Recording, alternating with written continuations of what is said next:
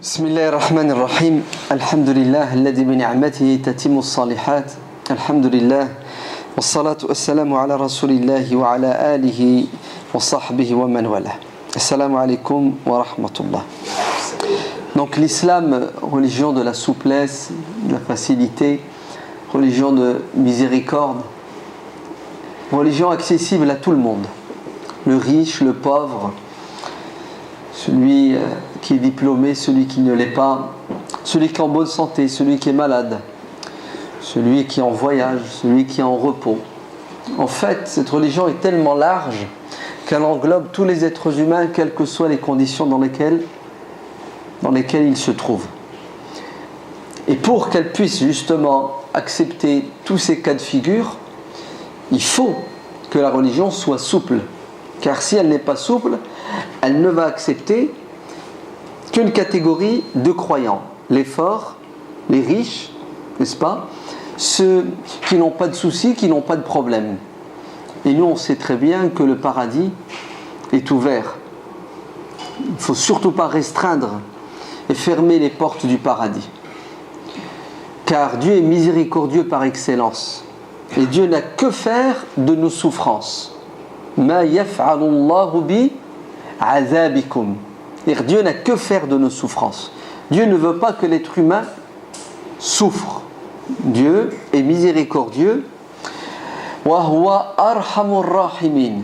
Il est plus miséricordieux avec nous, ces créatures, que ne l'est notre père ou notre mère. Vous entendez? Le hadith est clair. Lorsque le prophète sallallahu alayhi wa sallam et ses compagnons reviennent d'une bataille, une femme cherche son enfant, l'a perdu. Les compagnons l'avaient récupéré. Et quand ils lui ont remis son gosse, elle l'a attrapé, elle l'a serré dans ses bras avec amour. Imaginez-vous dans quel état elle était pendant qu'elle le cherchait. Et le prophète sallallahu alayhi wa sallam va sauter sur l'occasion pour dire à ses compagnons: est-ce que vous pensez que cette femme est capable de jeter son gosse en enfer, dans le feu? Ils ont dit: ben non, prophète. Elle le cherche depuis des heures. Elle a failli mourir en perdant son gosse. Jamais elle ne fera cela. Une mère est attachée à son enfant. Elle est prête à mourir pour le sauver, n'est-ce pas? Le prophète sallallahu alayhi wa sallam a dit que Dieu est plus miséricordieux envers nous que cette femme ne l'est envers son enfant. C'est-à-dire, comme cette femme n'est pas capable, ne veut pas jeter son enfant en enfer, ben Dieu ne veut pas nous jeter en enfer. C'est pour ça, sa religion, elle est venue. Allah nous a envoyé les prophètes, nous a envoyé le livre, pourquoi? Pour nous mettre dans la galère et la misère, ou pour nous sortir de la difficulté et nous faire vivre le paradis sur terre et dans l'au-delà? Il est évident que l'objectif de l'islam, c'est de permettre aux êtres humains de vivre sur terre et dans l'au-delà le bonheur et le bien-être. Car Dieu n'est pas un tyran, n'est pas un despote.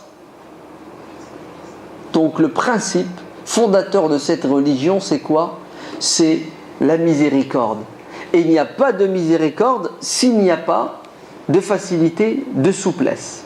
Car la difficulté, allez, si je te fais vivre l'enfer, t'es mon gosse, je te fais vivre l'enfer, est-ce que je suis doux avec toi ou je suis dur? Je suis dur avec toi. La même chose, si l'islam devient une religion dure, ça veut dire que Dieu veut nous faire vivre l'enfer. Il n'est pas miséricordieux. Hacha.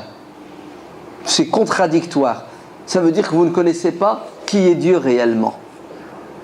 Sabaqat rahmati ghadabi, dit Dieu dans le hadith Qudsi. Ma miséricorde a le dessus sur ma vengeance, mon courroux. Nabbi ibadi anni ana al-ghafuru ar-rahimu. Annonce, dis aux gens que moi, Dieu, je suis le pardonneur, je suis le miséricordieux. Wa anna azabi, par contre, ma punition, elle est douloureuse. Et Dieu n'a pas dit: dis aux gens que je suis punisseur, dis aux gens que je suis un tortionnaire. Non, non, non, ça n'existe pas dans le Coran. Dieu le punisseur, Dieu le tortionnaire. Ce qui existe dans le Coran, Dieu est juste. Et quand il punit quelqu'un, c'est parce que la personne mérite la punition et la punition fera mal puisqu'elle correspondra au mal qu'il a fait. N'est-ce pas? Mais Dieu, par définition, il est quoi? Ar-Rahman, Ar-Rahim. 114 fois au Coran dans la Basmala. Bismillahir-Rahmanir-Rahim. C'est ce que ça veut dire. Ça veut dire, à chaque fois que tu vas lire une sourate, avant de la lire, tu dois te mettre dans la tête que ce que tu vas lire, ça vient de Dieu, Allah, qui est comment? Qui est dur, qui est méchant, qui est compliqué, qui nous veut du mal. Non, ça vient de Dieu, Allah, qui est Rahman Rahim. C'est-à-dire, tout ce que tu dois comprendre de ce que tu vas lire doit correspondre à quoi? À la rahma de Dieu, la miséricorde de Dieu. Sa religion est miséricorde, et la miséricorde va de pair avec la facilité, la souplesse. C'est clair ou c'est pas clair? C'est clair. C'est tellement clair que certains savants musulmans remettent en question une croyance majoritaire qui dit que ceux qui vont entrer au paradis ne sortiront jamais du paradis. Khalidina fiha. Ils vont y rester éternellement. Et ça, tous les savants musulmans sont d'accord sur ça. Mais la deuxième partie, regardez. Ceux qui vont aller en enfer ne resteront pas en enfer éternellement. On explique. Il y a deux types de personnes qui vont aller en enfer. Des musulmans et des non-musulmans. Des musulmans qui méritent l'enfer parce qu'ils ont désobéi à Dieu, Dieu ne leur a pas pardonné. Parce qu'ils ont fait du mal aux créatures de Dieu et ils n'ont pas fait assez de bonnes actions pour effacer les mauvaises actions, et ces mêmes créatures ne leur ont pas pardonné. Donc ils vont aller en enfer, c'est le purgatoire, purger leur peine. Ça va durer un laps de temps en fonction du mal qu'ils auront fait et du bien qu'ils n'auront pas fait. Et ensuite, ils iront au paradis pour l'éternité parce qu'ils ont reconnu, ils ont cru en Dieu. Quant à celui qui n'a pas cru en Dieu, ou celui qui a refusé de croire en Dieu et qui s'est rebellé toute sa vie, il n'ira pas au paradis, mais il ira en enfer. Mais il ira en enfer combien de temps? C'est là où les savants divergent. La majorité des savants sunnites disent que celui qui n'a jamais cru en Dieu, qui a toujours refusé, qui s'est entêté, ira en enfer éternellement, pour toujours, ça ne s'arrêtera pas. D'autres disent non. Il ira en enfer un laps de temps que Dieu a défini, et ensuite ils disparaîtront. Ils n'existeront plus. Ils n'iront pas au paradis. Parce que pour le paradis, il faut une clé. La ilaha illallah. Il n'y a de Dieu si ce n'est que Dieu, et Mohammed est le dernier des messagers.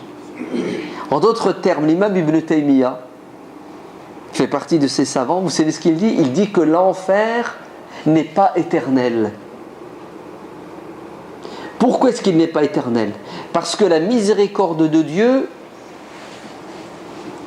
prend le dessus sur son courroux. Et Dieu n'a que faire de la souffrance des êtres humains. Pas mal, non? Comme approche. Ouais. Alors ne dites pas, ouais, mais Allah il a dit dans le Coran à propos des mécréants, Khalidina fiha abada. Écoutez, vous connaissez pas mieux le Coran qu'Ibn Taymiyyah, d'accord? Tous ces versets qui parlent de l'éternité en enfer sont discutés, analysés et interprétés à la lumière des autres versets qui parlent de Dieu en tant que miséricorde. Et n'ayez crainte. Dans la sourate Al-A'raf, il y a un verset qui clôt la discussion. Dieu dit des gens du paradis qu'ils seront au paradis récompensés d'une récompense ata'an ghayra majdud, une récompense ininterrompue, non-stop, plus l'infini. Quant aux gens de l'enfer, vous savez ce que Dieu dit? Khalidina fiha, ils y resteront éternellement, madamatis samawati wal ard, tant que les cieux et la terre existeront. Et après, illa ma sha'a rabbuk, sauf si ton Seigneur, jusqu'à ce que ton Seigneur en décide autrement. Inna Allah fa'alun lima yurid, Dieu fait ce qu'il veut. Vous avez vu? Le verset du paradis, c'est clair et net, c'est pour toujours. ininterrompu. Le verset de l'enfer, ça sera pour toujours. Cependant, quand Dieu décidera, Dieu fait ce qu'il veut, ça sera quoi? Autrement. Alors ça veut dire quoi éternellement en enfer? Ça veut dire pour la personne qui est en enfer, qui souffre, pour lui, 1 heure en enfer, c'est comme une éternité. C'est ça? Quand tu souffres, les minutes ont du mal à passer, les jours ont du mal à passer. Donc c'est ça que veut dire ce verset-là d'après ces savants. Bon, c'était juste une parenthèse. On est d'accord? Tout ça pour vous dire que l'islam, c'est la religion de la souplesse. D'ailleurs, c'est ce qui différencie l'islam du judaïsme. Car le judaïsme, à un moment donné, est devenu un fardeau à cause de la rébellion des adeptes du judaïsme qui ont compliqué les choses, et Dieu leur a compliqué les choses parce que c'est ce qu'ils méritaient. Vous savez tous que nous, si notre vêtement est atteint d'une impureté, de l'urine, qu'est-ce que vous faites? Vous prenez de l'eau, vous nettoyez et puis ça passe, n'est-ce pas? Même pas, t'enlèves ton vêtement, tu le mets dans la machine à laver, t'en mets un autre. Avant, chez les enfants d'Israël, son vêtement, il y a une impureté dedans, c'est ce qu'il doit faire? Il prend les ciseaux, il coupe, il le met à la poubelle. Ouais, c'est compliqué, hein? C'est normal. Ils étaient compliqués, c'est ce qu'ils méritaient. Oui. Avant, quand ils jeûnaient, ils ne devaient pas parler la journée. Nous, on peut parler ou non la journée? Il faut juste ne pas dire de bêtises, hein? Mais tu parles. D'accord? Donc, vous avez vu comment ils étaient? D'ailleurs, une des qualités du prophète sallallahu alayhi wa sallam, une des spécificités du prophète, c'est quoi? يأمرهم بالمعروف وينهاهم عن المنكر ويحل لهم الطيبات ويحرم عليهم الخبائث. Et qu'est-ce qu'il fait cinquièmement? ويضع عنهم إصرهم والأغلال التي كانت عليهم. Le prophète est venu pourquoi? Pour ordonner à l'humanité tout entière quoi? L'ordonnance du bien, l'interdiction du mal. Il va nous autoriser les bonnes choses, il va nous interdire les mauvaises choses. Et quoi d'autre? Et il est venu pour retirer, nous débarrasser des carcans, des poids insupportables. C'est-à-dire cette religion est spécifique, différente des autres, parce que elle est venue pour faciliter la pratique religieuse aux gens. La facilité. Parce que les gens portaient un poids qui était lourd. D'ailleurs, les compagnons ont prié Dieu en disant وَلَا تُحَمِّلْنَا مَا لَا طَاقَةَ لَنَا بِهِ. Seigneur, ne nous fais pas porter quelque chose de lourd. Est-ce que Dieu a répondu? Est-ce que Dieu a exaucé? Amin. Dieu a dit Amen. Vous m'avez demandé de ne pas vous compliquer la religion, de ne pas la rendre insupportable. Elle l'est, et elle le sera, et elle le restera. Même si, tout au long de l'histoire de l'humanité, tout au long de l'histoire de la communauté, il y aura des imams, il y aura des savants qui vont vous compliquer la religion, sachez que ils ne feront pas long feu. D'autres viendront pour annuler et effacer ce qu'ils prétendent être islamique, coranique, prophétique, parce que c'est contraire au fondement de l'islam. L'islam, c'est la religion de la souplesse. Ma yuridu Allahu liyaj'ala alaykum min harajin. Dieu ne veut pas vous mettre dans la gêne. Verset du Coran, Surat Al-Maïda, verset 6. Dieu ne veut pas vous compliquer la vie. Dieu ne veut pas vous compliquer la religion. Walakin yuridu liyutahhirakum. L'objectif de la religion, c'est de nous purifier, c'est de nous élever. Waliyutimma ni'matahu alaykum la'allakum tashkurun, et vous combler de ses bienfaits afin que vous soyez reconnaissants. C'est-à-dire, cette religion a pour objectif de nous rendre parfaits, de nous faire grandir au niveau spirituel, au niveau comportement, etc. Elle n'est pas venue pour nous achever, pour nous détruire, pour nous casser. C'est une ni'ma, c'est un bienfait, un don de Dieu. Ce n'est pas une punition de Dieu, ce n'est pas une prison. Vous entendez, ce n'est pas une prison. Même si certains vont dire, oui mais le prophète sallallahu alayhi wa sallam a dit dans le hadith rapporté par Al-Bukhari que la vie d'ici-bas pour le croyant est une prison et le paradis pour le mécréant. Vous avez mal compris le hadith. C'est vrai que la vie d'ici-bas comparée au paradis, c'est une prison. Parce que on a des interdits, on a des obligations. Mais ces interdits, ces obligations ne sont pas des carcans, ne sont pas des poids insupportables. Tu compares la vie d'ici-bas, celle de l'au-delà, bien sûr que c'est une prison. Parce que le paradis, c'est le Club Med. Vous comprenez? C'est pour toujours et c'est paradisiaque. Quant à celui qui ne croit pas en Dieu, qui va aller en enfer, il est évident qu'il est mieux logé sur terre. Donc, ne vous trompez pas. L'islam est une religion de souplesse et de facilité parce qu'il est l'expression de la miséricorde et de la bonté divine.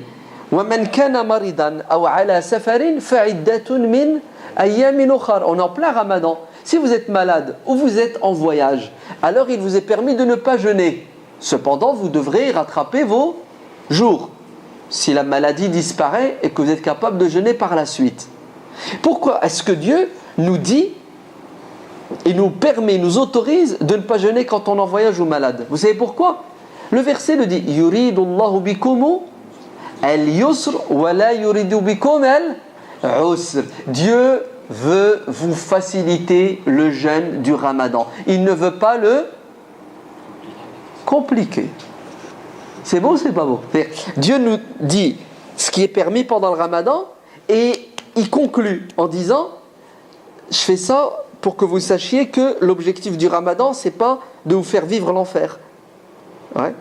Parce que si je voulais vous faire vivre l'enfer, ben vous feriez le Ramadan comme a voulu le faire Abu Israël. Dans le hadith d'Al-Bukhari, il a décidé de jeûner. Et le prophète sallallahu alayhi wa sallam le voit au milieu de la rue, en plein soleil, au milieu de la journée. Et il dit à ses compagnons, qu'est-ce que fait cet homme sous le soleil? Normalement, il est 40 degrés, tu te mets à l'ombre. Il envoie quelqu'un qui revient, qui lui dit prophète. Il s'appelle Abu Israël, sans doute un juif converti à l'islam. Il y a des réminiscences, il lui reste des restes du judaïsme. Il a décidé de jeûner. Ça, c'est bon. 2. Il a décidé de rester sous le soleil toute la journée. C'est comme ça, il va bien galérer. Ça, il va bien souffrir. 3. Il a décidé de rester debout toute la journée.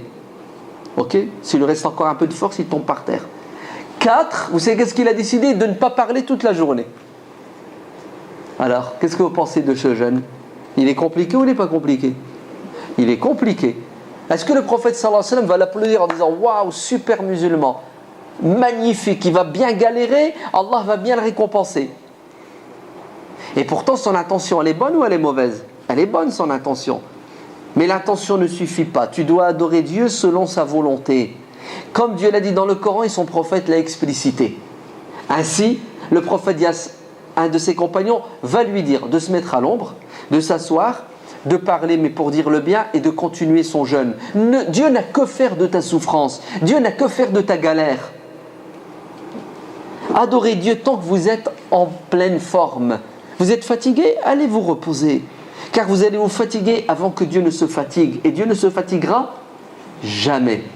C'est pour cela, le prophète était en voyage, puis il y a quelqu'un, vous savez, qui est allongé par terre, il ne tient plus, on lui fait du vent. Qu'est-ce qui se passe, dit le prophète? Il a quoi cet homme? On dit, prophète, il jeûne. Et c'est le jeûne qui l'a mis dans cet état, il ne tient plus. Et là, le prophète sallallahu alayhi wa sallam va réagir en disant Laïsa min al-birri as-siyamu fi as-safar. C'est-à-dire, celui qui jeûne alors qu'il est en voyage, si bien que le voyage le met dans cet état d'épuisement, de fatigue, de danger, ce n'est pas quelqu'un qui a bien compris la religion et qui la pratique bien. Vous êtes en voyage, mangez. Car le prophète sallallahu alayhi wa sallam a dit, Dieu aime que l'on fasse usage des dérogations, des facilités, comme il déteste que l'on s'approche de ce qu'il a interdit. Et comme Allah n'aime pas que tu touches à ce qui est interdit, à l'inverse, à l'opposé, il aime lorsqu'il te fait un cadeau qui est la souplesse, la facilité, la dérogation, il aime que tu la prennes, que tu en fasses usage. Pourquoi tu fais le wa'd? Pourquoi tu fais le dur? Oh non, moi, il n'y a pas de problème, je vais résister. Pourquoi tu cherches à résister? Allah, il t'a dit, tu es en voyage, vas-y. Oh non, écoute, il y a 82 km,5. Il manque 1,5 km. Et comme si le prophète Aïssam, il avait dit qu'il fallait jeûner à partir de tant de kilomètres. Dieu, dans le Coran, dit, vous êtes en voyage, jeûnez. Ne jeûnez pas. Faites ce que vous voulez, ne jeûnez pas. Ben, ne jeûne pas. Ouais, mais je ne suis pas dans la galère. Qui t'a dit qu'il fallait être dans la galère pour arrêter le jeûne? Qui t'a dit ça? Tout seul, tu te le mets dans la tête. Dieu n'a pas dit dans le Coran, celui qui est jeune et qui est dans la galère. Il a dit celui qui jeûne en voyage, celui qui est en voyage, il a la possibilité de ne pas jeûner. Dieu n'a pas mis comme condition celui qui voyage et qui galère. Vous entendez? Celui qui voyage et qui galère. Il n'a pas dit ça. Il a dit celui qui voyage. Point à la ligne. Et là, on veut compliquer la chose. C'est incroyable. On croit que plus c'est compliqué, mieux c'est aux yeux de Dieu. C'est faux. On se trompe. Le prophète n'était pas comme ça. Le prophète, quand il avait le choix entre deux solutions, l'une plus facile que l'autre, il choisissait laquelle? La plus facile. Hadith dans le Bukhari rapporté par Aïcha. Qu'est-ce que vous en pensez? C'est beau ou c'est pas beau? L'une plus facile que l'autre, il choisissait la plus facile. Yuridullahu an yukhaffifa. Vous entendez? Pour ceux qui comprennent l'arabe, yuridullahu an yukhaffifa ankum wa khuliqal insanu da'ifa. Allah veut vous alléger le poids, la religion. Il veut vous faciliter la religion. Vous savez pourquoi il veut nous la faciliter? Parce que l'être humain est faible. Il nous connaît, il nous a créés, il sait qu'on est faible. Il y en a qui font les malins quand ils sont jeunes. Et le mec, c'est un excité, il vient de se convertir il y a 2 mois. Il veut déplacer les montagnes. Ouais. Il était dans la drogue il y a 6 heures, c'est devenu un musulman, il a fait tauba. Waouh! Allez, c'est bon, il veut retourner le monde. Et il s'en prend aux plus âgés qui ont 40 ans d'islam en leur disant vous êtes nuls, vous ne savez pas pratiquer, moi j'ai bien compris, moi je pratique bien. Calme-toi, tu as encore devant toi 40 à 50 ans. C'est un marathon que tu dois faire, c'est pas un sprint. Et généralement, vous savez ce qu'ils font? Ils courent tellement vite, ils vont tellement vite qu'ils s'essoufflent et ils laissent tout tomber et ils repartent, où ça? D'où ils viennent, dans la jahiliya. Parce que c'est le prophète sallallahu alayhi wa sallam qui les avertit, mais ils ne veulent pas entendre les avertissements du prophète, quand il a dit « Entrez dans cette religion avec douceur, car celui qui veut la compliquer, la religion elle va le briser. » C'est-à-dire tu vas compliquer les choses, ça va devenir trop dur pour toi, tu vas laisser tomber et tu vas abandonner la pratique de la religion. Parce que tu n'as pas compris que c'était une histoire de quoi? C'était une histoire de bon sens, d'équilibre, de juste milieu, de souplesse, parce que la route est longue et il y a plein d'obstacles qui t'attendent. Aujourd'hui tu as la foi, demain tu la perds, tu fais quoi? Aujourd'hui tu as la pêche, demain tu l'as plus. Aujourd'hui tu es célibataire, demain tu es marié. Aujourd'hui tu bosses pas, demain tu bosses. L'être humain évolue et ce qu'il attend peut être très compliqué, c'est pour cela il doit toujours partir d'un bon pas. Celui qui a des bons débuts aura une bonne fin. Vous entendez? Ceux qui compliquent les choses finissent généralement mal. ذَلِكَ تَخْفِيفٌ مِّن رَبِّكُمْ وَرَحْمَةٌ. Regardez, quand Dieu nous parle des obligations, après il nous donne des dérogations, c'est ce qu'il nous dit. ذَلِكَ تَخْفِيفٌ مِّن رَبِّكُمْ. Voilà. Après cette loi, c'est la loi du talion. Ouais. Œil pour œil, dent pour dent. Vous savez qu'en islam, si quelqu'un tue ton père, tu as 3 solutions. Soit tu lui pardonnes, et c'est le top. Soit tu demandes le prix du sang, ou soit tu demandes la mort. Puisqu'il a donné la mort, il doit goûter à la mort. Mais Dieu dans le Coran dit, et si vous pardonnez, si vous demandez le prix du sang, tant mieux. Regardez, Dieu vous facilite, il allège les choses. Et c'est une miséricorde. D'un air de dire, plus vous penchez vers la souplesse, mieux c'est proche de la volonté de Dieu. Au temps du prophète sallallahu alayhi wa sallam, il y a un litige. Il y a un compagnon qui vient et qui dit, ô messager de Dieu, Hada il a tué un membre de ma famille. Khlas. L'affaire est classée, le mec il est coupable, il reconnaît. Donc on a 3 solutions, c'est ça? Soit il lui pardonne, soit le prix du sang, soit il réclame la mort. Vous savez, qu'est-ce qu'il a choisi? La troisième option. Je veux qu'il soit tué. Qu'est-ce que dit le prophète sallallahu alayhi wa sallam? Il lui dit, pardonne-lui. Non, prophète, je ne veux pas. Le prophète lui dit, pardonne-lui. Laisse tomber, khlas. C'est parce que tu vas le tuer que ton bien-aimé va être ressuscité. Le sahabi s'entête, il dit, non, prophète. Moi, il ne lâche pas. Il prend le criminel et le prophète se tourne vers ses compagnons. C'est ce qu'il dit. Il dit, si il le tue, il prendra sa place. C'est-à-dire que lui-même, il devient un criminel. Il lui ressemblera. Les Sahaba, quand ils ont entendu ça, ils sont vite partis rattraper l'autre. Et qu'est-ce qu'ils lui ont dit? Ils lui ont dit, prophète, tu sais ce qu'il vient dire de toi? Il vient dire de toi que si tu le tues, toi aussi, tu es un criminel. Et là, il revient, il dit, Ya Rasulallah, c'est mon droit. Il lui a dit, pardonne-lui. Et là, il a pardonné. Donc, vous avez vu qu'est-ce que veut le prophète sallallahu alayhi wa sallam? Même si c'est ton droit, le prophète te supplie. Il l'a supplié plusieurs fois. Laisse tomber. Le mec, il ne veut pas. Ce que veut le prophète sallallahu alayhi wa sallam, c'est nous enseigner que plus on tend vers le pardon, vers la souplesse, vers la facilité, mieux c'est. Il y a un homme qui vient qui dit, prophète, j'ai couché avec ma femme en pleine journée du Ramadan. Le prophète lui dit, écoute, tu vas jeûner 2 mois. Il dit, prophète, 1 mois, j'ai pas tenu. Tu as bien vu, j'ai couché avec elle. Si tu me mets 2 mois, je suis mort. Je ne tiendrai pas. Très bien. Libère un esclave. Il dit, prophète, j'ai pas d'argent pour libérer un esclave. Des milliers d'euros, je les ai pas. Il lui dit, nourris 60 pauvres. Il lui dit, plus pauvre que moi, ma femme et mes enfants, tu ne trouveras pas à Médine. Que tu que je te fasse, toi? Chaque fois que je te dis ce qu'il faut faire, tu me dis, très bien, reste à ta place. Les heures passent et voilà que quelqu'un rentre à la mosquée avec un panier de dattes pour l'offrir au prophète pour qu'il le distribue aux pauvres. Le prophète, il est content, il prend le panier et il appelle, viens ici toi, viens. Tiens, prends ça. Distribue-le aux pauvres. Il dit, prophète, plus pauvre que moi, ma femme et mes enfants, il n'y a pas. Il dit, bon, va le donner à manger à ta femme, tes enfants, ils mangent toi aussi. Allez. Vous n'avez pas vu la souplesse? Vous n'avez pas vu comment notre prophète cherche là la facilité?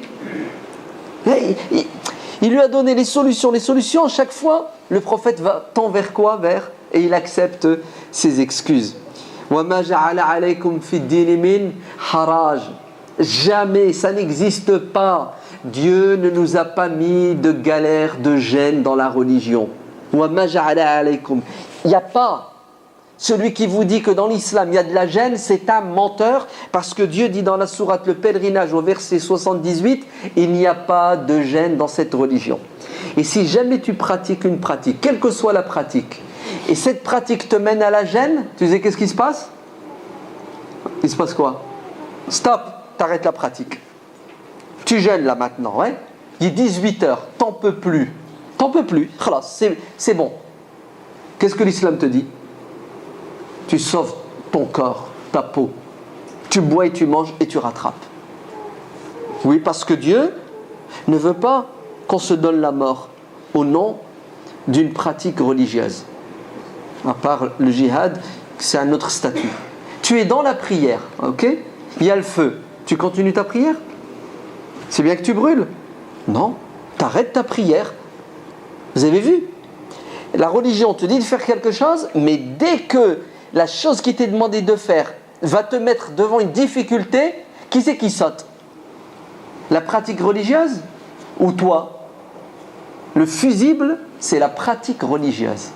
Parce que toi, tu es au centre de la préoccupation de la religion. Car Allah a créé tout l'univers pour toi. Même cette religion, il l'a envoyée pour toi. Donc cette religion n'a pas pour objectif de te mettre dans la galère. Elle est venue pour te sortir de la galère, bon sang. Pourquoi tu la compliques alors? Pourquoi tu la rends difficile? Très bien. Notre prophète sallallahu alayhi wa sallam, dans plein de hadiths, confirme tous ces versets du Coran, il les explicite. Ainsi, il dit à 2 de ses compagnons, Mu'adh ibn Jabal et Abu Musa al-Ash'ari, qu'il va envoyer au Yémen pour prêcher l'islam. C'est ce qu'il leur donne comme conseil avant de partir. Il leur dit, Yassira wa la tu'assira, Bashira wa la tunaffira, Tatawa'a wa la takhtalifa. Faciliter la religion aux gens, ne la rendez pas difficile.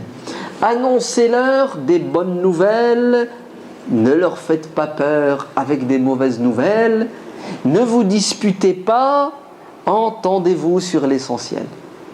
Dans un autre hadith, le prophète sallallahu alayhi wa sallam donne ce conseil à toute la communauté en disant « Yassiru wa la tu'assiru ». À quelle occasion ?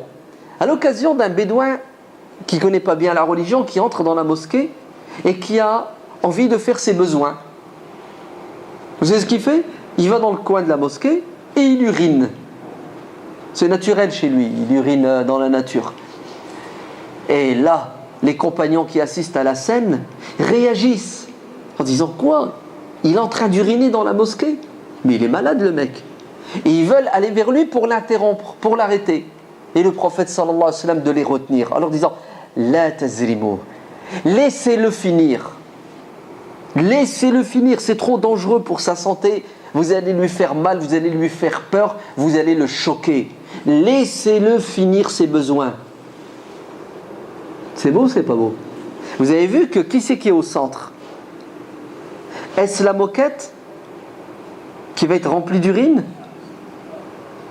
Est-ce la mosquée qui va être souillée ? Ou l'homme ignorant qui ne sait pas ? Celui qui doit être au centre de nos préoccupations, c'est toujours l'homme, le bien-être de l'homme. Et quand il a fini, le prophète l'interpelle. Et il lui dit, les mosquées ne sont pas faites pour ça, ce ne sont pas des toilettes. Elles sont faites pour la prière, etc., etc. Bref, il ne sait pas. Quand quelqu'un ne sait pas, qu'est-ce qu'il faut faire ? Il faut lui enseigner, il ne faut pas le condamner. Il faut lui trouver des excuses. Et après, qu'est-ce que dit le prophète sallallahu alayhi wa sallam ? Il dit à ses compagnons qui voulaient le molester, allez nettoyer. Maintenant, vous allez prendre de l'eau, vous allez nettoyer. Et qu'est-ce qu'il leur dit ? Il leur dit, facilitez la chose aux gens. Il y a parmi vous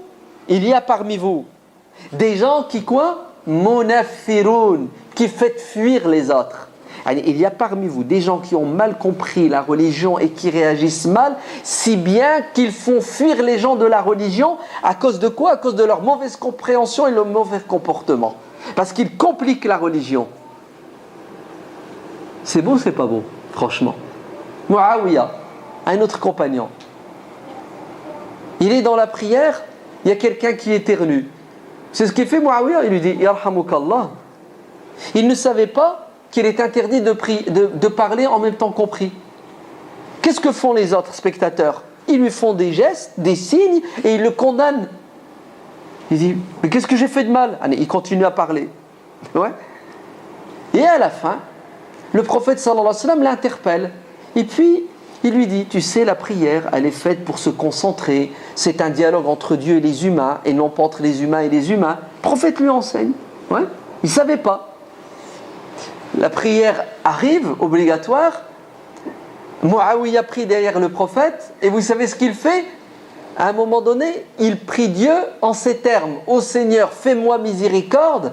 Fais miséricorde à Mohammed et à personne d'autre. » Allez, surtout pas à ces mecs-là qui m'ont tout à l'heure cassé. La prière terminée, à nouveau, le prophète, qu'est-ce qu'il fait ?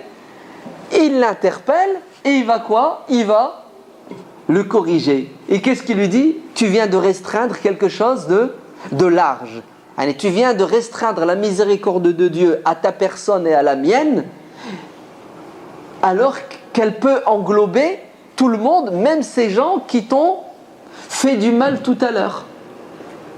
Vous voyez comment notre prophète sallallahu alayhi wa sallam était toujours dans quoi ? Dans le sens de la souplesse. Fa innama bu'ithum muyassarin.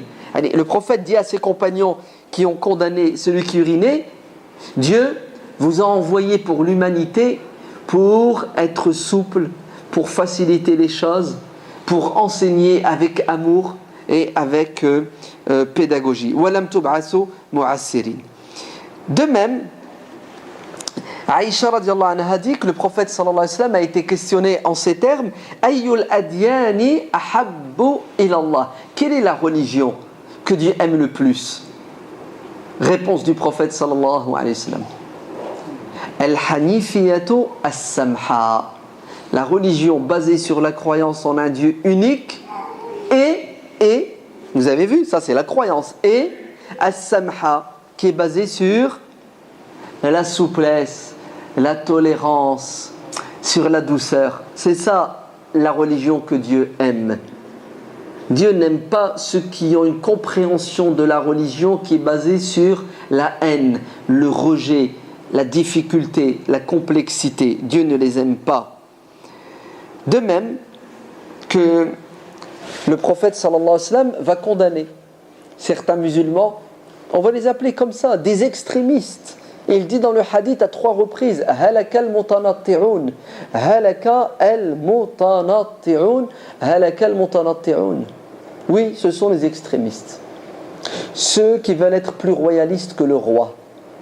Ceux qui pensent qu'ils ont mieux compris la religion que le prophète, si bien qu'ils ont rendu la religion impraticable par la majorité des gens, tellement elle est compliquée, tellement elle est dure, tellement elle fait peur.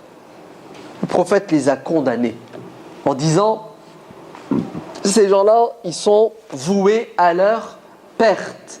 Pour 2 raisons. La première, c'est que ils ont mis la barre tellement haute, ils ont tellement compliqué qu'ils ne tiendront pas. Un jour ou l'autre, ils vont faire un dépôt de bilan et ils vont tomber par terre. Mais ils sont aussi voués à leur perte parce qu'ils mettent les gens dans la galère. Ils compliquent les choses. Donc, c'est quelque chose de grave. C'est un péché grave. La religion est souple aussi. Pourquoi? Parce qu'il y a un fondement dans l'islam qui s'appelle ar-rukhsa, la dérogation. C'est quoi la dérogation? C'est le contraire de l'azima. Il y a la règle et il y a l'exception à la règle. Quand c'est compliqué, non pas parce que ça l'était à l'origine, mais uniquement à cause des circonstances et des conditions dans lesquelles tu es, tu passes de la règle à la dérogation, à l'exception. Je vous l'ai dit tout à l'heure, tu jeûnes. C'est la règle. Le jeûne devient insupportable. La dérogation, c'est tu rompes le jeûne. D'accord? Vous avez vu c'est un principe fondamental de notre religion. Pourquoi? Parce que vous ne pouvez pas considérer les gens comme étant tous égaux et prédisposés à pratiquer de la même façon. Vous avez le malade, il ne ressemble pas à celui qui est en bonne santé. Vous avez la personne âgée, c'est pas comme le jeune. Vous avez celui qui est pressé, c'est pas comme celui qui ne l'est pas. Celui qui est fatigué, c'est pas comme celui qui ne l'est pas. Celui qui est en voyage, celui qui ne l'est pas. Celui qui bosse, celui qui ne bosse pas. L'homme, la femme, le jeune, le plus âgé. Celui qui vient de se convertir à l'islam, ce n'est pas la même chose que celui qui est musulman depuis 40 ans. Vous n'allez pas leur demander de courir à la même vitesse. À l'un, il est tout à fait logique et normal qu'il pratique ce qui est obligatoire, ce qui est recommandé, ce qui est fortement recommandé. Quant à l'autre, vous allez lui donner juste les piliers, les fondements, le temps qu'il s'habitue, le temps qu'il se fasse une santé spirituelle, et puis après vous lui donnez à dose homéopathique le reste. Mais si vous lui demandez de porter, de supporter ce que l'autre porte depuis 40 ans, il n'est pas prédisposé, il n'est pas entraîné. Et en plus, il ne vit pas dans les mêmes conditions. Il est dans une famille qui n'est pas musulmane. Et tu lui demandes d'avoir la même pratique, la même ferveur que celui qui est dans une famille musulmane depuis toujours. Vous ne pouvez pas... Attendez. Oui, je sais ce que vous êtes en train de dire. Vous êtes en train de dire, donc tu es en train de me dire que l'islam s'adapte? Que l'islam doit s'adapter aux individus, aux circonstances, aux conditions de chacun? Mais bien entendu que l'islam s'adapte. Un bédouin entre dans la mosquée. Il se convertit à l'islam et il pose des questions au prophète. Il y a combien de prières? 5. C'est ce qu'il dit le bédouin. Wallah, j'en ferai pas plus que 5. Il y a combien de jeûnes de Ramadan? 30 jours. Wallah, je ferai pas plus qu'un mois. À chaque fois que le prophète lui dit quelque chose d'obligatoire, il dit « Je me contenterai de ce qui est obligatoire et je ne rajouterai pas une chose de plus. » Et il s'en va. Et vous savez ce que dit le prophète? « Aflaha in sadaq » Il s'en sortira s'il est sincère. Dans une autre version, le prophète dit « S'il fait ce qu'il dit, il entrera au paradis. » Si vous voulez voir un homme du paradis, le voilà. Et oui, chacun son rythme. Vous entendez? À chacun son À chacun son rythme, à chacun sa capacité. Hein, de quoi de pratiquer. Sufyan al-Thawri, Amir al-Mu'minin fil hadith, un des très grands salaf salih, a dit une parole qui est magnifique. Il a dit al-fiqh, la bonne compréhension de la religion. Vous savez c'est quoi? Allez, quel est le savant? Quel est l'imam qui a bien compris la religion et qui dispense le savoir religieux comme il se doit? C'est qui? Le vrai faqih, la bonne compréhension. Il dit ar-rukhsatu min thiqatin. Amma al-azima fa kullun yastati'uha. Allez, celui qui a bien compris la religion, c'est celui qui a cette capacité d'apporter des réponses aux gens qui correspondent à leur situation. Si bien que le faible, il lui donne la bonne dose. Le plus fort, une autre dose. C'est pas celui qui met tout le monde au même niveau et il leur demande tous de porter 100 kilos. Oh, je peux pas porter 100 kilos. Moi, ma capacité, c'est 20 kilos. Les 100 kilos, je les porterai dans 20 ans. Voilà. Le vrai savant, c'est celui qui est capable d'adapter les avis religieux aux individus en fonction de leur passé, de leur présent, de leur avenir. En fonction de ce qu'ils vivent, de ce qu'ils ressentent et de ce qu'ils vont vivre s'ils pratiquent et s'ils disent ce que vous leur enseignez. En fait, le vrai faqih, vous savez c'est qui? C'est le psychologue. C'est pas le bourrin. C'est pas le chirurgien qui vient avec une tronçonneuse. Ouais. Tout ce qui l'intéresse, c'est de casser. Non, c'est celui qui sait tenir compte. De quoi? De l'individu qu'il a en face de lui, si bien qu'il va adapter le niveau de religiosité en fonction de cette personne. Naam. Et c'est la vie, c'est la vie de nos grands savants. Par exemple, le grand savant Ibn Abidin, grand savant hanafite, il a écrit un livre qui est puissant, qui est magnifique. Il s'appelle Nashr al-Arf Fima Buniya min al-Ahkami ala al-Urf. C'est ce que ça veut dire. Ça veut dire que les lois en islam évoluent et changent en fonction de l'époque, en fonction du milieu, en fonction des us et des coutumes et en fonction des circonstances dans lesquelles les êtres humains vivent. Il s'est prouvé A plus B à travers des versets du Coran et à travers les hadiths du prophète alayhi salam et les vécus des compagnons et des salaf salih. C'est ce que je suis en train de vous dire. Pour celui qui a un peu de connaissance des fondements du droit musulman et du droit musulman, il l'entend et il le comprend. Naam. Très bien. Malheureusement, malgré tout cela, il y a parmi nous des gens qui font fuir et qui compliquent les choses, la religion aux gens. Jabir ibn Abdillah, rahimahullah, radiyallahu anhu, un compagnon du prophète, un jour, vous savez ce qu'il a fait? Il a fait la prière juste avec une serviette. Izar. Il est torse nu. Juste une serviette. Quand il finit sa prière, quelqu'un qui est présent, lui dit « Ya Jabir, tu fais la prière alors que tu as un izar et tes vêtements sont juste à côté ?» Il avait la possibilité de se couvrir complètement le corps. L'autre, il est choqué, il lui dit « Tu fais la prière ?» Jabir se retourne, il dit « Oui, j'ai fait ça volontairement, exprès, pour que des fous comme toi réagissent, afin que je leur explique que du vivant du prophète sallallahu alayhi wa sallam, on n'avait pas de vêtements, on avait le strict minimum. » Hadith, il est dans le Bukhari. Qu'est-ce que Jabir a voulu transmettre comme message ici? Il a voulu transmettre le message suivant. Pourquoi tu compliques la religion? On peut prier tant que le minimum est caché, c'est-à-dire entre le nombril et le genou. Pourquoi vous voulez toujours que ça soit compliqué et difficile? Alors, vous croyez qu'au temps du prophète, on avait des vêtements et tout était couvert? C'est faux, on était pauvres, on n'avait rien. Donc Jabir, ici, veut enseigner à cette communauté que Allah ibarak fikum. Ayez le sens des priorités. Ne compliquez pas les choses parce que rendre obligatoire quelque chose et rendre haram une autre chose, c'est très compliqué, c'est très difficile. Si vous n'avez pas une preuve claire et indiscutable dans le Coran ou dans le hadith authentique, vous n'avez pas le droit de dire c'est haram ou c'est obligatoire. Parce que si vous dites aux gens que c'est haram alors que ça ne l'est pas, vous venez d'interdire ce que Dieu a autorisé. Et si vous dites aux gens que c'est obligatoire alors que ça ne l'est pas, vous venez de rendre la vie compliquée, la religion compliquée aux gens, leur demandant de faire quelque chose d'obligatoire qui ne l'est pas dans l'absolu. C'est pour ça, nos anciens, nos premiers savants, le mot haram, ils le disaient une fois tous les 10 ans. Le mot obligatoire, une fois tous les 10 ans. Quand on les questionnait, vous savez ce qu'ils disaient ? J'aime pas, ça ne me plaît pas, je préfère pas, il vaut mieux laisser tomber. Toujours des formules pour éviter de prononcer le mot haram. Parce que le mot haram signifie l'enfer. Si consciemment vous savez que c'est haram et vous le faites, si Dieu ne nous pardonne pas.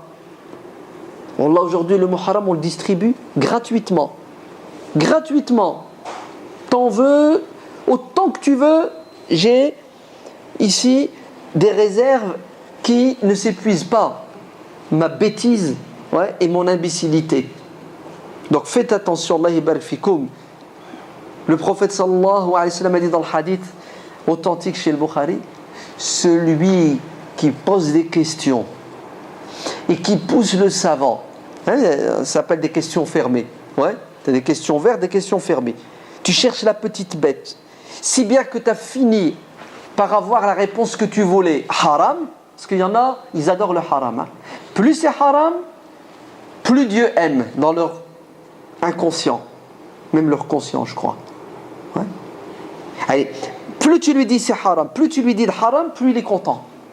Et ben, le prophète sallallahu alayhi wa sallam dit, celui qui pose des questions, et ces questions se terminent par une sentence qui est la suivante, haram, c'est celui qui parmi vous aura commis le plus grand péché. Est-ce que vous entendez ce que je dis ? Non, c'est le prophète qui l'a dit, pardon. Celui qui complique la religion aux gens en posant des questions de manière à ce que la réponse soit haram, celui-là, c'est celui qui parmi nous a fait le plus grand péché. Vous savez pourquoi il a fait le plus grand péché ? Parce que la religion elle est large, il est en train de la rétrécir. Il est en train de la réduire. Il est en train de la compliquer. C'est grave ou c'est pas grave, non ? C'est très grave d'interdire ce qui ne l'est pas. Ya ayyuhalladhina amanu la tas'alu an ashya in tubda lakum tasu'kum.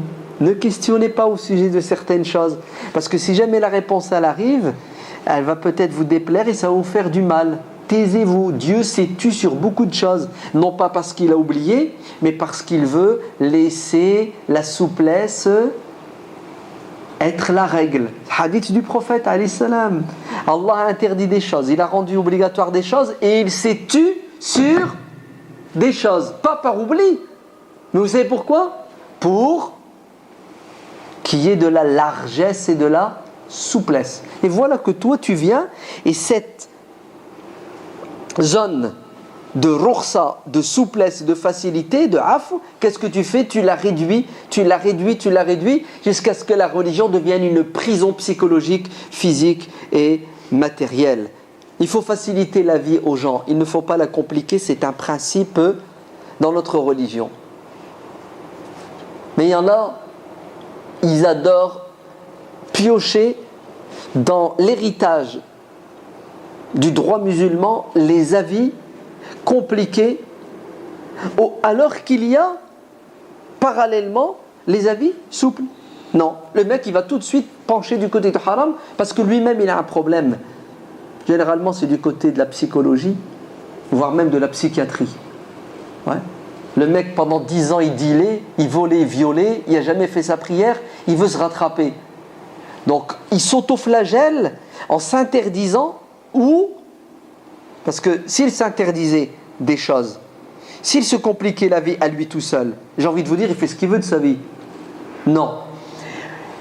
En compliquant la vie aux autres, en interdisant aux autres ce qui n'est pas interdit. Et il devient la référence. Et si jamais tu ne fais pas comme lui, tu n'as pas compris comme lui, tu es mort. Tu es un égaré, tu es un innovateur.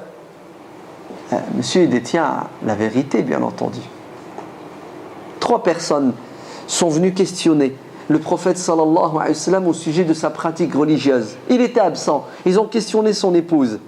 Et qu'est-ce qu'ils ont découvert? Ils ont découvert que le prophète, c'était quelqu'un du juste milieu. C'était pas un extrémiste. C'est-à-dire qu'il pratiquait de manière modérée, intelligente, en tenant compte de tous les paramètres. Il a des devoirs envers ses épouses, il a des devoirs envers son corps, il a des devoirs envers ses voisins.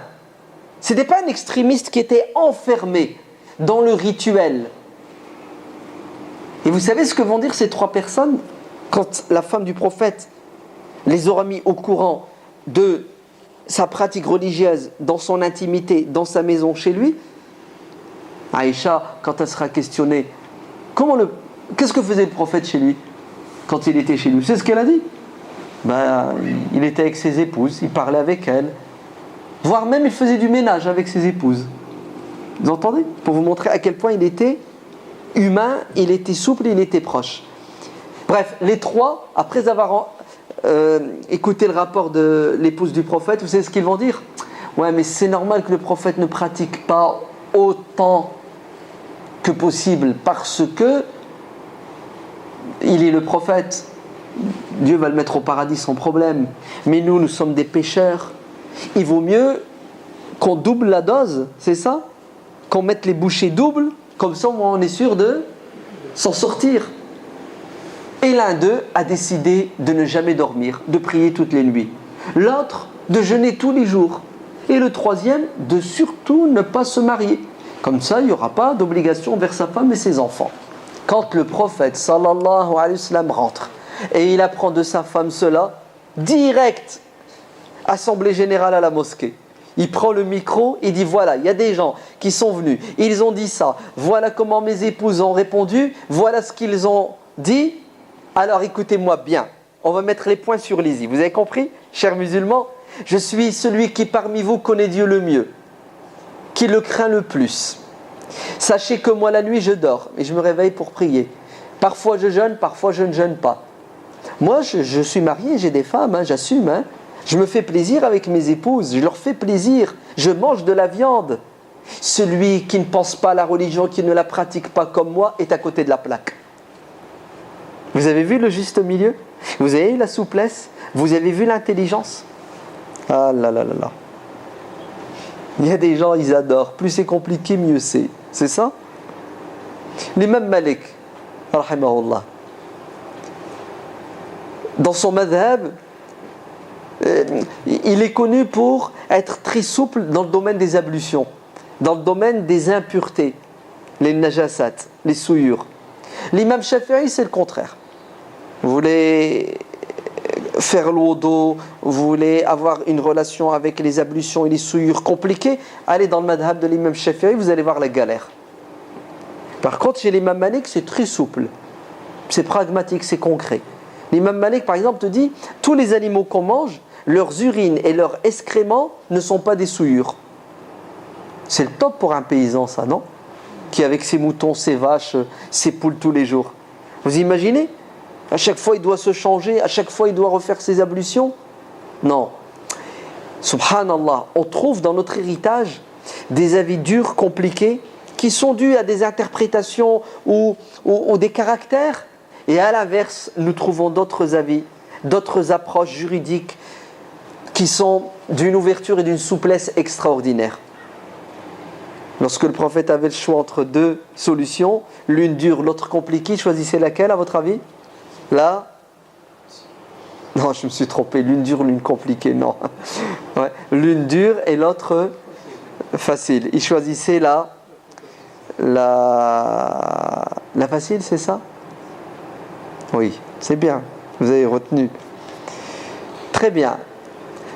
Lorsque le calife Haroun Rachid ou Abu Ja'far al-Mansour, il a eu entre les mains le livre de l'imam Malik, le Muwatta, il l'a trouvé extraordinaire. Vous savez quelle idée il a eu?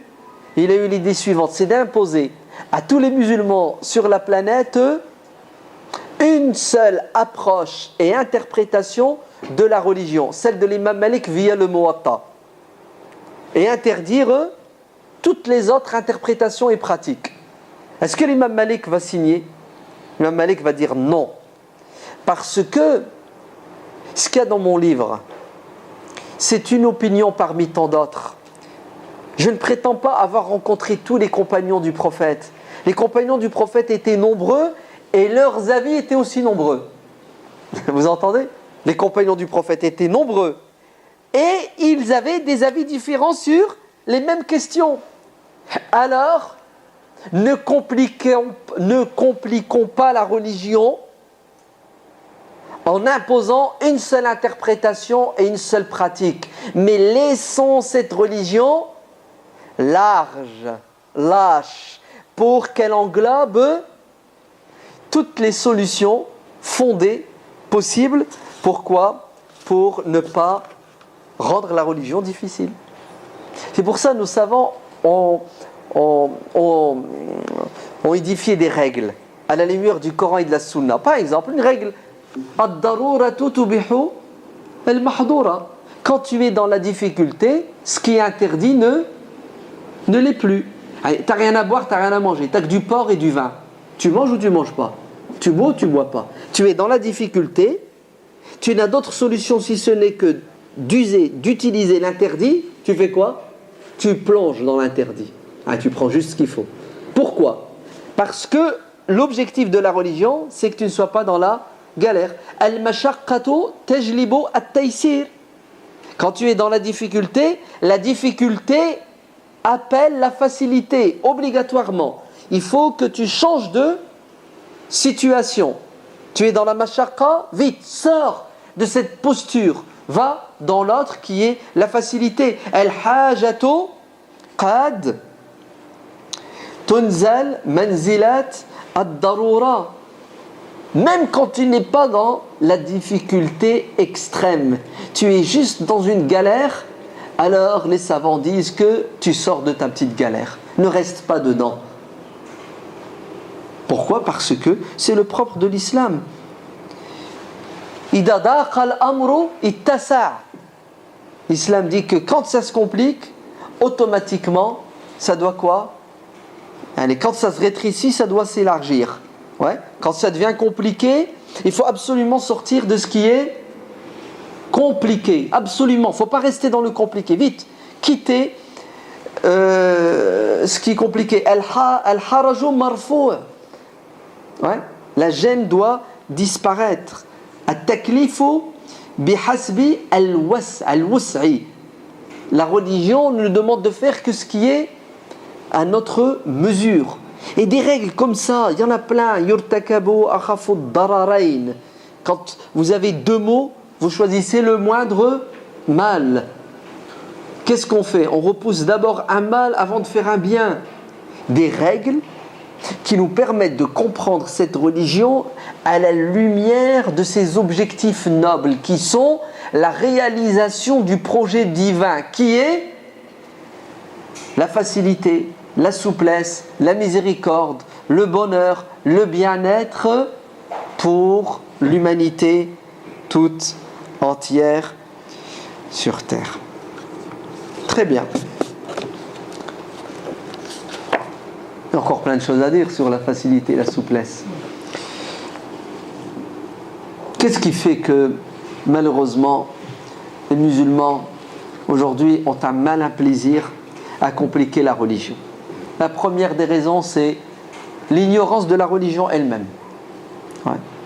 Donc ce sont des ignorants qui parlent au nom de Dieu et de son prophète et qui ne connaissent de Dieu et de son prophète que une goutte d'eau dans un océan. Nul. Ouais. Surtout ces arrivistes là, les nouveaux arrivés là dans la religion là. Le mec, il y a 1 an, il y a 2 ans d'islam, il se prend pour un cheikh, il se prend pour un imam. Parce qu'il a lu 2-3 bouquins, il va sur un site internet. Ouais. Il veut donner des leçons à l'imam. L'imam et le Coran par cœur, ça fait 40 ans qu'il est dans la science, il veut lui donner des leçons. Ah non, moi je ne prie pas derrière l'imam parce qu'il n'a pas de barbe. Hey, c'est devenu un savant, un faqih. Ouais. Qui fait des fatwas ou qui colporte, qui nous ramène des fatwas. C'est impressionnant, l'ignorance. On est d'accord? Deuxièmement, l'orgueil et la vanité. Ah oui, le mec a la grosse tête. Ouais. Il croit tout savoir et il veut que tout le monde pense comme lui Et si vous ne pensez pas comme lui, vous êtes tous des égarés. Et bien entendu, moi je suis le seul sauvé parmi vous. Et ça aveugle. Troisièmement, le caractère de la personne, son éducation, son passé. Il n'y a aucun être humain objectif et neutre sur Terre. Nous sommes tous le fruit de notre éducation, de notre niveau intellectuel, de notre culture. Eh bien, je suis désolé, il y en a, par nature, ils sont durs, ils sont compliqués. Il y en a, par nature, ils ne rigolent pas. Tous les 10 ans, il te fait un sourire. Et attention, hein, tu as intérêt de payer pour l'avoir, le sourire. Ouais. Il y en a, tu restes avec lui, tu es heureux. Parce qu'il est agréable, il est souriant, etc. Il y en a des picsous. 1 euro, tu ne l'auras pas. L'autre, il n'a pas, il emprunte pour donner. Vous avez bien vu qu'il y a des caractères, vous avez bien vu qu'il y a de l'éducation. Eh bien écoutez, il y en a, ils ont des approches de la religion à la lumière de quoi? De leur posture psychologique. Imaginez-vous un imam, cheikh, savant, ouais. Il est marié. Il y a des problèmes avec sa femme. C'est une diablesse. Ouais. Elle lui a piqué ses gosses. Écoutez-le quand il va parler du mariage, relation, couple, hein, dans le couple. Vous allez voir. Il va être d'une misogynie sans pareil. C'est normal. Non, c'est pas normal. Astaghfirullah, c'est pas normal. Ouais. Il doit faire la distinction entre ce qu'il a vécu, ce qu'il a subi, ce qui est malheureux pour lui, et la religion. Pourquoi la religion de Dieu doit-elle être prisonnière de nos caractères, de nos sautes d'humeur, de nos envies, Non, laissez la religion de Dieu là-haut, dans sa beauté. Le mec, quand il était gosse, son père a été torturé et assassiné devant ses yeux, sa mère violée, par qui? Par les soldats américains en Afghanistan, en Irak. Le mec, il grandit, il a la haine de tout ce qui n'est pas musulman. Parce qu'il fait quoi? Il fait connexion. T'es pas musulman, t'es un Américain. Les Américains ne sont pas musulmans en majorité. Ils ont colonisé mon pays, ils ont tué mon père, ils ont violé ma mère. Ce sont des koffars, des mécréants. Donc le mec, son approche de la religion, elle sera via ce prisme. Vous avez compris là? Ouais. Et puis, quatrièmement, le mimétisme, l'enfermement dans une école de pensée qui t'empêche de quoi? Qui t'empêche d'aller butiner ailleurs et d'entendre cette vérité qui est tu n'as pas le monopole de la vérité et il y a d'autres vérités ailleurs. At-ta'assub, le fanatisme, d'accord? Juridique, idéologique. Ça fait que tu compliques les choses aussi. L'appartenance à un groupe, à une tendance, fait que tu penses que tu as le monopole de la vérité et de la bonne compréhension de la religion. Donc tous les autres sont égarés. Ensuite, l'aveuglement dû à la haine ou à l'amour excessif. Tu aimes ton maître, ton cheikh plus qu'il ne faut, si bien que tu n'oses même pas critiquer, remettre en question ce qu'il dit. Et si tu tombes sur un mec qui est compliqué, toi aussi, la religion sera compliquée. Et même chose, la haine t'aveugle, si bien que tu ne veux même pas entendre écouter les autres qui, eux, ont des opinions et des approches différentes basées sur la souplesse. Mais tu es tellement haineux que tu ne cherches même pas à t'ouvrir sur les autres. Etc., etc. Il est temps que je m'arrête. Au plaisir, Inch'Allah, de vous revoir, de vous retrouver. Wallahu a'lam, walhamdulillahi rabbil alamin. Subhana rabbika rabbil izzati amma yasifun. Wa salamun ala al-mursalin, walhamdulillahi rabbil alamin. Wassalamu alaikum wa rahmatullah.